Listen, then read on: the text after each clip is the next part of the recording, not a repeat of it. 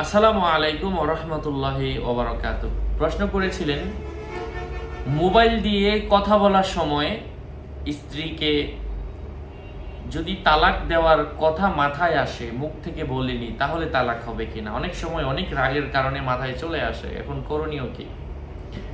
আলোচনা বুঝতে এর সাথেই থাকবেন। এখনও যারা চ্যানেলটি সাবস্ক্রাইব করেননি, সাবস্ক্রাইব করতে ভুলবেন না। যারা প্রবাসে থাকেন অথবা যারা দূরে থাকেন, তাদের ক্ষেত্রে এই ঝামেলাটা অনেক বেশি হয়। স্ত্রী এমন কিছু কাজ করে ফেলেন যার কারণে আমরা রাগের মাথায় তালাক, কেউ কেউ তো দিয়েই দেয়। দিয়ে দিলে তো কথা সারছে, তালাক হয়ে গেছে।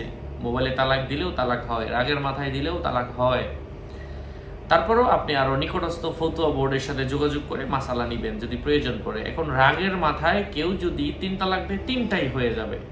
আপনি ইসলামিক নিয়ম মানেন নাই, মাসে নারীদের 3 মাসে 3টা দিতে হয়, আপনি এভাবে দেন নাই, আপনি জানেনই না। রাগের মাথায় দিয়ে দিলেও 3টা দিয়ে দিলেও তালাক হয়ে যায়। সাকারান মাতাল অবস্থায় তালাক দিলেও তালাক হয়ে যায়। যাই হোক, সম্মানিত প্রিয় উপস্থিত বৃন্দ, তালাকের বিষয়টা অত্যন্ত জটিল। ওগুলো ভিন্ন কথা, আপনারা আরো ফতুয়া বোর্ড থেকে জেনে নেবেন। প্রশ্ন ছিল যে মাথায় রাগের কথা, তালাকের কথা আসছে, বাট মুখ থেকে উচ্চারণ তো হয়নি। তো এমন তো অবস্থায় আপনার তালাক হবে না। যদি মুখ থেকে উচ্চারিত না হয়, যতই মাথার মধ্যে থাকুক আর ঘুরপাক খাক, পেটের মধ্যে ঘুরুক, তালাক হবে না। আল্লাহ আমাদেরকে বোঝার তৌফিক ফরমান। আরও আপডেট পেতে সাথেই থাকবেন। সকলের মঙ্গল, সুস্বাস্থ্য, দীর্ঘায়ু কামনা করে এখানে শেষ করছি। আর তালাকের বিষয়গুলো আমরা আমাদের নিকটস্থ ফতুয়া বোর্ড কোথায় পাবো? আপনার বাড়ির পাশের মসজিদের হুজুরকে বললেই হবে যে আমার বাড়ির আশপাশে ফতুয়া দেয় কোথায়, মুফতি লেখাপড়া করায় কোন জায়গায়।